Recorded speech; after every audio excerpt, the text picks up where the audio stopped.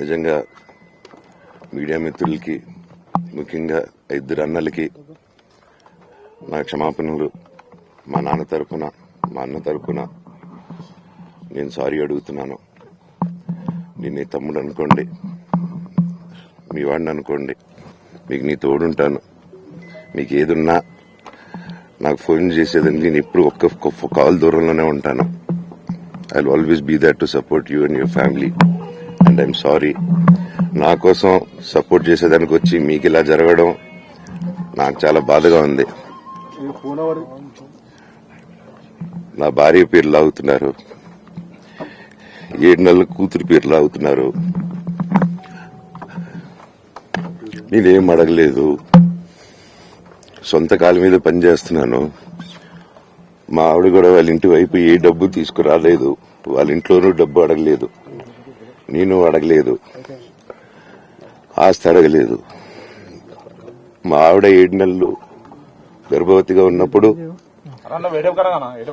తనకి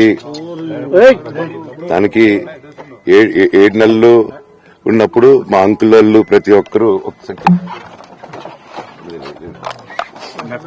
7 నెలలు కాదు 7 నెలలు తను ప్రెగ్నెంట్ గా ఉన్నప్పుడు మా అంకులు విజయవాడలో ఉంటారు. అండ్ ఇక్కడ కొంతమంది అంకుళ్ళు నాన్నగారు బాగా క్లోజు. మనోజ్, నువ్వు ఎన్నో సంవత్సరాలు ఇంటి బయటగా ఉన్నావు, నీ సొంతంగా ఉన్నావు. మీ నాన్నగారు అమ్మగారు ఒకరే ఉన్నారు.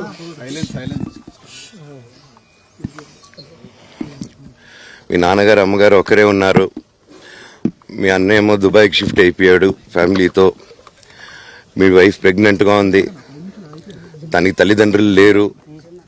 తనకి ఇప్పుడు మీ అమ్మ అవసరం ఉంది, పెద్దోళ్ళ అవసరం ఉంది. నువ్వు అక్కడే ఎలా చూసుకుంటావు అంటే, నాకు ఆ రోజు మా భార్య కూడా ఒకసారి వాళ్ళు అన్నీ చెప్తున్నారు కదా, ఎందుకండి ఒకసారి వినండి అంటే, సరేమ్మా నీకోసం వస్తాను అని చెప్పి మళ్ళీ తిరిగి రావడం జరిగింది. అండ్ నేను ఈరోజు నా గురించి ఆరోపణలు వేస్తున్నారంటే అది నేనేం చెప్పలేను. ఓన్లీ మీకు ఆధారాలు మాత్రమే చూపించగలుగుతాను. ఇప్పుడు వాళ్ళు చెప్పి నేను చెప్పి ఇది కరెక్ట్ కాదండి.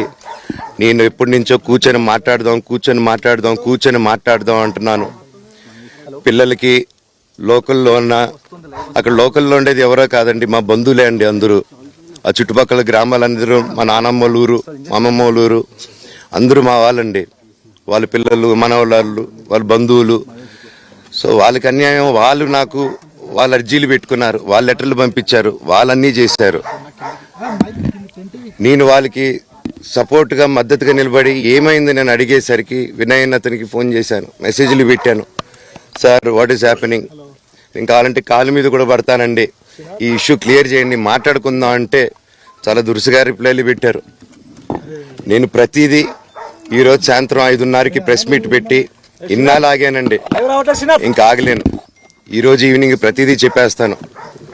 ఆ రోజు నేను పోలీసు సపోర్ట్ అడిగినప్పుడు స్టేషన్కి 100కి ఎందుకు ఫోన్ చేశాను, ఆ 100 దగ్గర నుంచి నేను పర్మిషన్ ఇస్తున్నాను, నాకు ప్రాబ్లం లేదు.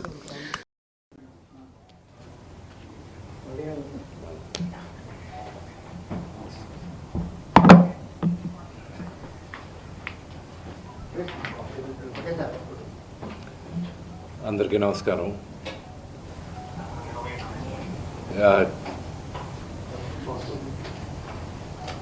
ఇలాగ ప్రెస్ మీట్ పెట్టాల్సిన వస్తుంది, ఇలా మాట్లాడాల్సిన వస్తుంది, ఇలాంటి సిచ్యువేషన్ నా ఫ్యామిలీకి వస్తుందని ఎప్పుడు ఊహించలేదు. See, to all the media, to all the respected media people also, ఒక 3 తరాలుగా మీరందరూ నాన్నగారు అంటే ఏంటో తెలుసు మీకు. ప్రాబబ్లీ మీరందరూ 3rd జనరేషన్. ఆయన మీడియాని ఎంత రెస్పెక్ట్ చేస్తారు, మీడియా యాజమాన్యంతో ఎలాగా రిలేషన్షిప్ ఉందో ప్రతి ఒక్కరికి తెలుసు.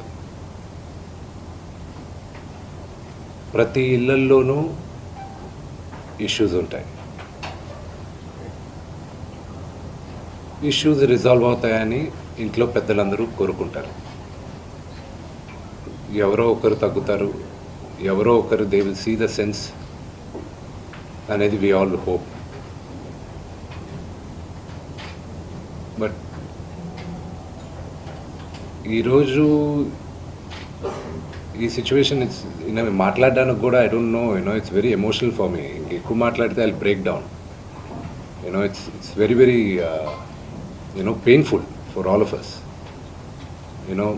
మా నాన్న ఏమైనా తప్పు చేస్తుంటే ఆయన చేసింది ఒకే ఒక తప్పు, మమ్మల్ని అందరినీ విపరీతంగా ప్రేమించడం. ప్రతి ఒక్కరికి అది తెలుసు. ఇండస్ట్రీలో ఉన్నంత మా కుటుంబం, ఫిల్మ్ ఇండస్ట్రీ మా కుటుంబం, మా ఇండస్ట్రీ వాళ్ళందరికీ తెలుసు. మా నాన్న చేసిన తప్పు ఏదైనా ఉంటే మమ్మల్ని అందరినీ విపరీతంగా ప్రేమించడం. ఈరోజు one thing which I would like to request and pray to the media is that మీకు ఫాదర్స్ ఉన్నారు, మీకు బ్రదర్స్ ఉన్నారు. No family is perfect. పెద్దలు అంటారు ఫ్యామిలీస్ ఆర్ కాంప్లికేటెడ్ అని. నేను అనుకున్న ఉమ్మడి కుటుంబంగా ఉంది, మా ఫ్యామిలీ కొంచెం డిఫరెంట్గా ఉంటుంది, మేము కలిసిమెలిసి ఉంటాం అనుకున్నాం. But it's unfortunate today. My hope still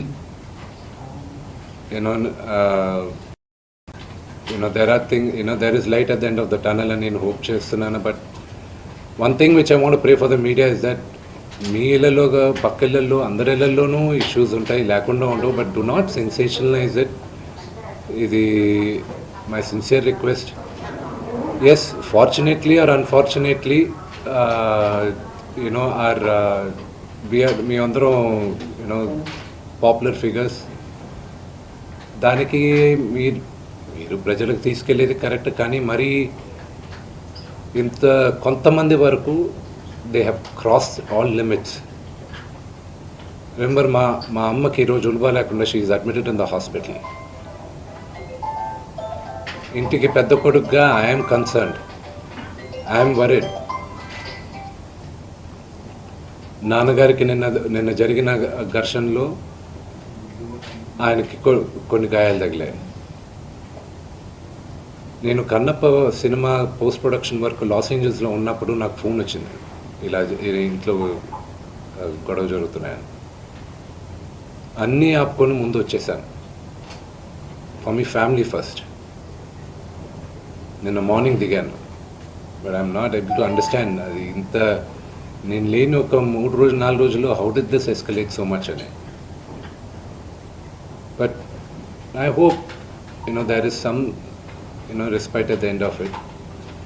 But I also request the media, మీ అందరిని కూడా నేను నా విన్నపం ఏంటంటే, మీకు ఫ్యామిలీస్ ఉన్నాయి, మీకు ఫాదర్స్ ఉన్నారు, everybody's got their own families.